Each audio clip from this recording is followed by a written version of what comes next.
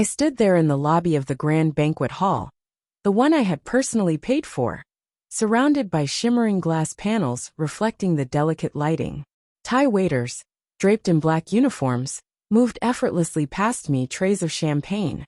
Champagne I'd paid for, balanced perfectly in their hands. Her name gleamed in gold calligraphy across the wall, a striking contrast to the sharpness of the occasion. She smiled beside it, her image now immortalized on that wall, but without me. I lingered at the edge of the room, where the light barely reached, observing her, the echo of her laughter bouncing off the walls, hollow and exaggerated. Her father noticed me then, his eyes locking with mine, a knowing smirk playing at his lips. "Security's been told," he said. "You're just the bank account, not the husband." The words hit me, but I didn't respond. He had been the one who shook my hand at our wedding. Now he stood there, shaking his head in disdain. "You really thought you were welcome here?" I didn't answer. I didn't flinch. I didn't even blink. I simply turned and walked away, my fingers tapping the keys of my phone, sending 2 cold words, "Got it." It all began 3 months before. I'd just paid for her spring tuition, again, when she didn't even say thank you. She simply mumbled something about making us proud, before returning to her laptop, her eyes never leaving the screen. She used to look at me when I spoke, but now I was just static in the background, someone she tolerated, not someone she cared to see. I noticed she had stopped wearing her wedding ring. It was the small things at first, easy to ignore if you built your life around denial. One night, I came home to find 2 glasses in the sink, the kind you use for wine. I'd been out of town. Another night, I caught her laughing in the next room, the kind of laugh that used to make me smile. But when I walked in, her expression froze, her phone immediately flipping face down. She looked at me, her eyes wide, defensive. "It's just school stress," she said, but the lie didn't fool me. Not anymore. I didn't confront her. I didn't ask questions. Instead, I went silent, quieter than usual, because silence is strength and strength is power. I started to observe, to gather the pieces, to connect the dots. I combed through our phone bills. There was a number that kept showing up between 11 p.m. and 1 a.m. long calls. Too consistent. Next, I checked the bank statements. Her card, funded by me, was used for Uber rides at midnight, drop-offs just 2 blocks from campus. But it was the emails that gave me the most clarity. She'd forgotten to log out. Or maybe she thought I wouldn't check. The exchanges were between her and someone named M. The messages were encrypted, filled with coded phrases. Nothing conclusive, but enough to cast a shadow of doubt.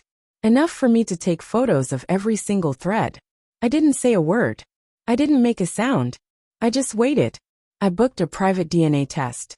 I took her toothbrush, I took mine, and I sent them off, not looking for signs of infidelity. No, I needed to know something else. Something darker. The results came 2 weeks before her graduation. I sat in my car outside her study group, parked in the shadows, waiting. The clock on my dashboard read 9:47 p.m. I opened the envelope slowly, my hands trembling as I read the cold, clinical words. The child. The one I had held in my arms. The one I had called mine. The one I had convinced myself was my own, wasn't mine. The probability of paternity? 0%.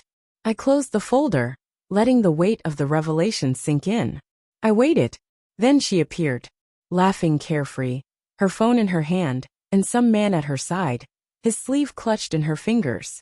But as soon as she saw me, she pulled away, like a deer caught in headlights. Her smile faltered. I waved. She waved back, hesitantly, unsure of how much I knew. But soon she would find out. The graduation party was the perfect stage for the final act. She wore ivory, a stark callback to our wedding day, though I couldn't help but find the choice ironic now. When she saw me walk in, her expression dropped briefly, but she quickly regained composure. She leaned toward the security guard and pointed. "He doesn't belong here." The guard hesitated. Her father didn't. He walked up to me, ice cold and amused. His lips curled into a smirk, and his voice was laced with mockery. "You really thought you were welcome here?" I didn't answer. There was nothing left to say. I had all the answers I needed. I didn't answer. I turned and walked away, but not before slipping an envelope into her handbag. just beneath the makeup kit where she always kept it. Inside was the DNA test results, the undeniable proof that shattered any doubt. A photo of her with M, at a hotel, one I'd taken without her knowledge, and a notarized letter transferring full custody rights to her. As cold and final as the silence that had come to define everything between us. That was my last move, precise and surgical. The next morning, my phone rang 6 times. I let it ring.